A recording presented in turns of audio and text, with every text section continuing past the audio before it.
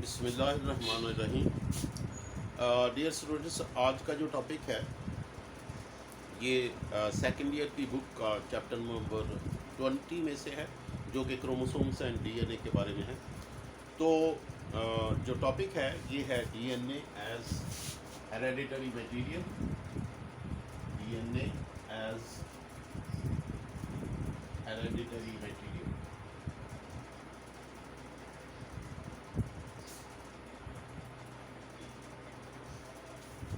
Hereditary material का मतलब होता है ऐसा मटेरियल जो कि ट्रांसफ़र ऑफ कैरेक्टरिस्टिक्स करे from one generation to the other, यानी the material which transfer the characteristics from one generation to the other. यानी मिसाल के तौर पर मेरी जो कैरेक्टरिस्टिक्स हैं वो मेरी अगली जनरेशन तक जो है वो ट्रांसफ़र हो। यानी या अगर मेरे बाल काले हैं तो मेरी अगली जनरेशन के भी बाल काले ही होंगे, और एक यूरोपियन है तो उसके अगर बाल जो हैं वो ब्रूनेट हैं या गोल्डन हैं तो उसकी अगली जनरेशन के बाल भी जो है वो ब्रूनेट या फिर गोल्डन होंगे। तो आखिर ऐसी कौन सी चीज़ है जो कि इन करैक्टरिस्टिक को अगली जनरेशन में ट्रांसफ़र करती है? ये असल में तब की डिबेट है, तब की बात है जब ये अभी तय नहीं हुआ था। आज हमें पता है कि जो ट्रांसफ़र ऑफ कैरेक्टरिस्टिक्स होता है from one generation to the other, ये दरअसल डीएनए की वजह से होता है कि because we have all the information, all the discoveries have been done, a lot of research has been done, and now it's confirmed that DNA is the hereditary material। but जबकि मैं बात कर रहा हूँ तब अभी ये तय नहीं हुआ था कि जो हेरेडिटरी मटेरियल है ये डीएनए है या प्रोटीन है। असल में जो कन्फ्लिक्ट है ये सिर्फ दो ही चीज़ों के, मैंने आपने पढ़ा है कि chromosomes are made up of DNA and proteins and there is some RNA is also present. So आप कह सकते हैं कि तीन चीज़ों के अंदर एक कंपटीशन है, यानी तीन चीज़ों में से हमने फाइंड आउट करना है कि आया ये जो हेरेडिटरी मटेरियल है ये डीएनए है, प्रोटीन है या आरएनए। यानी तीन चीज़ें हैं, चौथी चीज़ नहीं है क्रोमोसोम्स के अंदर।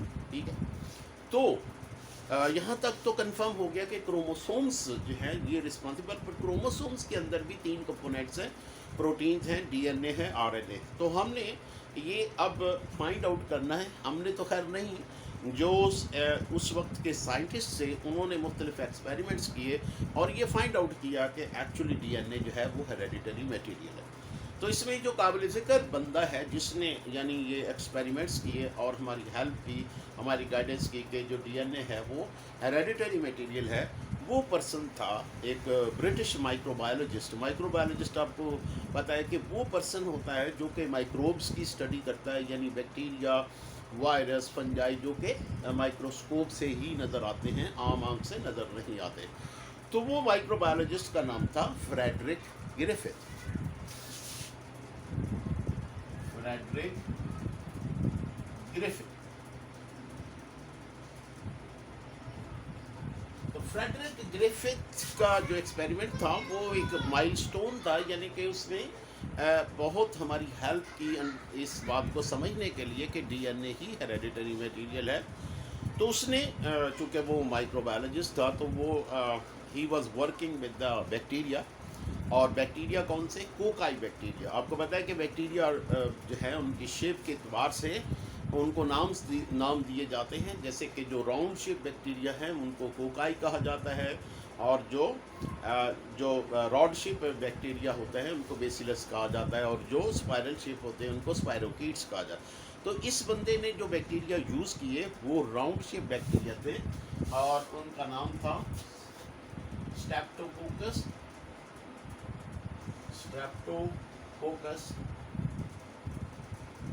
निमोनाई।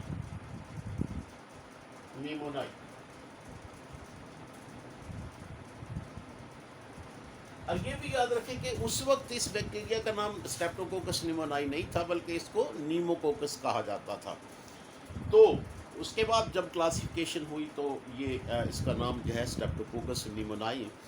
ये जो बैक्टीरिया है, राउंड शेप बैक्टीरिया है, और ये एनिमल्स में और ह्यूमन में निमोनिया पैदा करता है। निमोनिया, और निमोनिया क्या चीज़ है?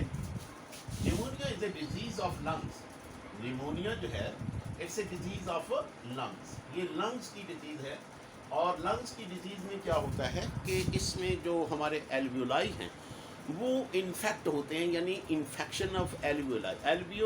एल्वियोलाई में इन्फेक्शन होती है इस बैक्टीरिया के, और एल्वियोलाई जो हैं वो फ्लूइड से और पस से भर जाते हैं, पस से भर जाते हैं। और उससे क्या होता है कि जो सांस लेने में दुश्वारी आती है, और even it can be A fatal, यानी फैटल डिजीज़, यानी इससे इंसान की या किसी भी जानवर की मौत हो जाती है। तो उसने इस बैक्टीरिया को यूज़ किया, और इस बैक्टीरिया को उसने जब यूज़ किया, उससे पहले आपको ये समझना होगा कि इस बैक्टीरिया को, जिसको स्ट्रेप्टोकोकस निमोनिया जो है, या स्ट्रेप्टोकोकस निमोनाई जो है, इसकी दो स्ट्रेन्स हो, इसकी दो स्ट्रेन्स हैं। एक को कहते हैं एस टाइप और दूसरे को हम कहते हैं आर। ये जो स्ट्रेन्स हैं, वर्ड स्ट्रेन है, ये आपने सुना होगा, अभी बहुत ही कॉमन है आजकल। इसको म्यूटेंट भी कहते हैं, म्यूटेंट यानी ये बैक्टीरिया जो है ये स्ट्रेप्टोकोकस निमोनाई है, और इसकी ये दो स्ट्रेन्स हैं। ये स्ट्रेन्स एक्चुअली क्या होती हैं, इन स्ट्रेन्स के अंदर म्यूटेशन पैदा हो जाती है, यानी जब किसी बैक्टीरिया के जेनेटिक मटेरियल में जो म्यूटेशन या चेंज आ जाए तो उसको हम म्यूटेंट या स्ट्रेन कहते हैं। यानी इसमें दो स्ट्रेन हैं, दो टाइप हैं, और एक टाइप जो है वो ऐसी है जिसको हम एस टाइप कहते हैं। और ये एस टाइप बैक्टीरिया जो है, यानी इसके इर्द गिर्द प्रोटीन का एक कोट होता है, और इस प्रोटीन कोट की वजह से ये बहुत ही स्मूथ होती है। जैसे नई नई बॉल आप ख़रीदें क्रिकेट की, तो आप देखें कितनी शाइनिंग होती है, तो इसी तरह से ये शाइन करती है। यानी और इनकी ये चूँकि कॉलोनियल ऑर्गेनिज्म है, तो जब इसकी कॉलोनी को हम माइक्रोस्कोप के नीचे देखें तो वो ये बहुत ही चमकदार नज़र आती है। जबकि ये वाला जो बैक्टीरिया है ये इसी की स्ट्रेन है, but they look very rough, यानी ये माइक्रोस्कोप के नीचे रफ नहीं, क्योंकि इसके इर्द गिर्द ये प्रोटीन का कोट नहीं है, और इनकी कॉलोनी रफ होती है, यानी इनकी सरफेस ऊपर से रफ होती है। अब उसने इस बैक्टीरिया को यूज़ किया और फॉर हिज ओन एक्सपेरिमेंट।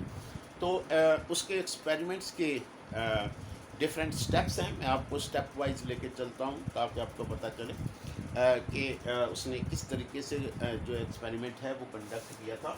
तो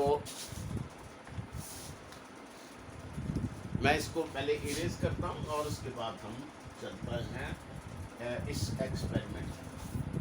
तो आप, जैसे मैं पहले भी कह चुका हूँ कि जब भी लॉन्ग क्वेश्चन करें तो उसको स्टेप वाइज करें।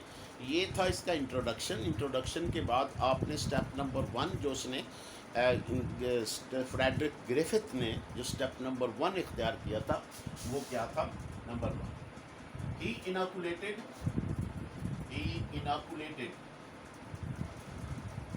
S type bacteria into a mouse, यानी उसने एक माउस लिया, ये एक माउस लिया,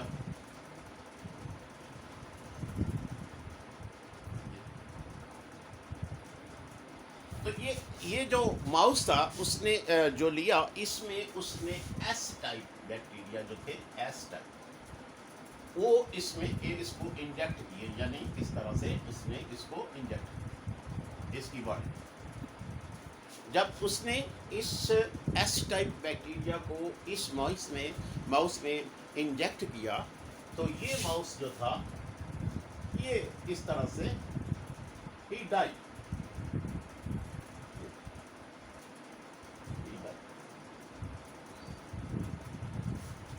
तो ये जो माउस था डेड, ठीक है। अब ये नंबर 1 एक्सपेरिमेंट का स्टेप नंबर 1। स्टेप नंबर 2, फिर उसने क्या किया, जो आर टाइप बैक्टीरिया था जिसके ऊपर प्रोटीन का कोट भी नहीं था, जो रफ है, उसको इंजेक्ट किया। तो इस यानी जो है वो क्या कह लें कि ये एक माउस है, और माउस को उसने इसको जो है वो इंजेक्ट किया, कौन सा, आर टाइप। तो आर टाइप जब बैक्टीरिया उसको किया तो ये जो माउस था ये परफेक्टली ऑल राइट, यानी it was perfectly all right, यानी इसको कुछ भी नहीं हुआ। ठीक है, तो ये यानी एक चीज़ तय हो गई कि जो एस टाइप है ये दरअसल विरुलेंट है और ये नॉन विरुलेंट है। विरुलेंट का मतलब है कि इसमें, ये ध्यान से ये पॉइंट सुने, कि विरुलेंट का मतलब है कि इसके अंदर वो जीन मौजूद है जो कि प्रोटीन का कोट पैदा करता है, और ये कि उसमें बीमारी पैदा करता है। यानी बीमारी पैदा करने की जो सलाहियत है वो उसके हेरेडिटरी मटेरियल में, यानी उसके जो जेनेटिक मटेरियल में है, और जेनेटिक मटेरियल में इसमें वो जीन मौजूद है और इसमें वो जीन मौजूद नहीं है। इसीलिए इसको म्यूटेंट कहा जाता। म्यूटेंट का मतलब होता है जिसके जेनेटिक मटेरियल में चेंज आ गया हो।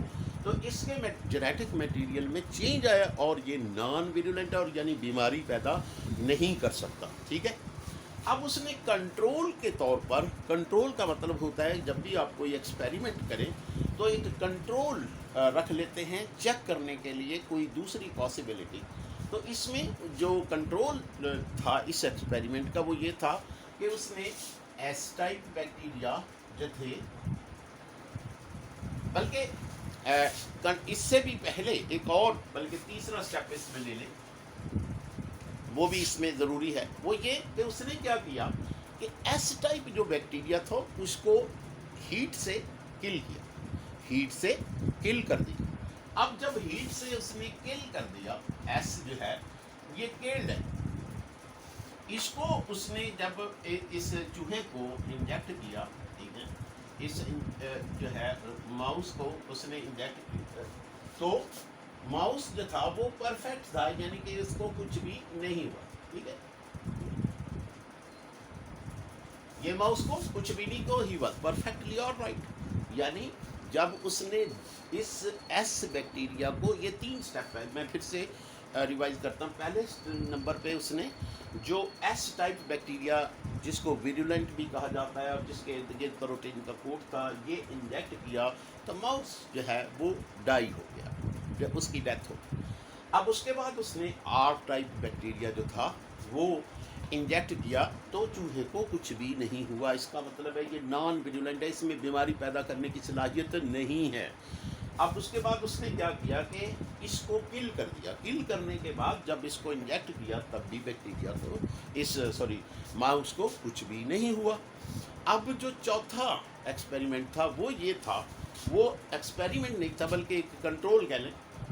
तो उसमें क्या है कि उसने एस, ये वाले एस, ये जो किल्ड है, ये एस जो किल्ड है, एस किल्ड, हीट से किल किए हुए थे, और प्लस आर, आर जो है ये लाइव है, एस जो है ये किल्ड है और आर ये लाइव है। अब देखिए जो एस किल्ड है ये बीमारी पैदा नहीं करता और आर जो है ये भी बीमारी पैदा नहीं करता।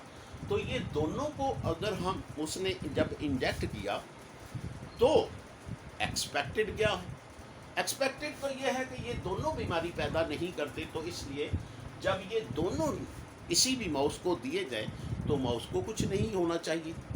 बट हुआ क्या कि ये दोनों जब उसने इंजेक्ट किए तो जो माउस था वो किल, ही वाज किल, यानी इस तरह से वो ही वाज किल, तो चूहा जो था वो मर गया।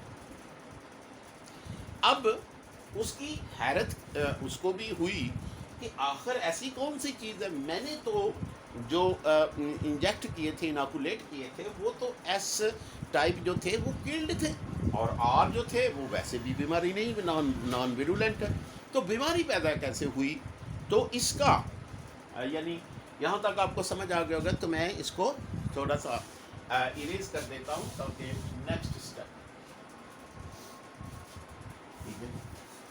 अब उसके बाद क्या हुआ कि उसने ये जो जिसको एस डेड, एस जो है डेड और आर जो थे लाइव।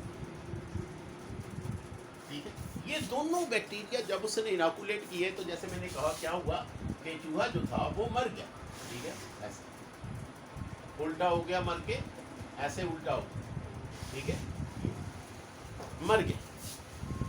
अब यानी उसके लिए भी एक हैरत का मुकाम था कि आखिर चूहा मर क्यों गया, क्योंकि इसमें दोनों में कोई भी ऐसा नहीं है जो बीमारी पैदा कर सके। तो उसके बाद उसने क्या किया, इसका ब्लड टेस्ट किया, इसका ब्लड टेस्ट, इसका ब्लड जब टेस्ट किया इस चूहे का, तो उसने देखा कि इसके अंदर आर टाइप भी बैक्टीरिया मौजूद हैं और एस टाइप भी मौजूद हैं, लेकिन इसमें एस टाइप जो उसके ब्लड से आ रहे हैं या उसके ब्लड के अंदर मौजूद हैं ये लाइव हैं। हालांकि उसने लाइव यूज ही नहीं किए थे, लेकिन उसके ब्लड से लाइव निकल रहे और उसके ऊपर प्रोटीन का कोट भी है। ठीक है, उसका प्रोटीन का कोट भी है और उसमें एस टाइप जिंदा है, जबकि यूज उसने किए डेड। तो उसके बाद ही फाउंड आउट, यानी उसने ये फाइंड कि ये असल में चूंकि दोनों म्यूटेंट स्ट्रेन है और एक में अभी ये जो नॉन विरुलेंट है ये विरुलेंट है, और इसमें भी डीएनए है, इसमें भी जेनेटिक मटेरियल, लेकिन इसके जेनेटिक मटेरियल में चेंज है, यानी ये इसमें बीमारी पैदा करने वाला जीन नहीं है। ठीक है, अब हुआ क्या कि जब इस दोनों को इकट्ठा इंजेक्ट किया गया तो जो एस जो डेड था उसका जो जेनेटिक मटेरियल था वो ट्रांसफ़र हुआ आर में, वो ट्रांसफॉर्म हुआ आर में, यानी ट्रांसफ़र हुआ आर में। और आर को क्योंकि उसके अंदर वो जीन मौजूद है जो बीमारी पैदा करता है और जो प्रोटीन पैदा करता है इसके, तो वो जो इसका जेनेटिक मटेरियल था वो इसमें ट्रांसफ़र हुआ और इसमें वही कैरेक्टरिस्टिक्स पैदा होगी जो इसकी थी, यानी ये बीमारी भी पैदा करता है और इसके इर्द गिर्द प्रोटीन भी, तो वही जो यानी कैरेक्टरिस्टिक थे इसमें पैदा हो गए और उसको यानी ये आर जो था ये एस की शक्ल में मिल गया, क्योंकि इस एस ने इसको ट्रांसफॉर्म कर दिया। इसको कहते हैं ट्रांसफॉर्मिंग प्रिंसिपल।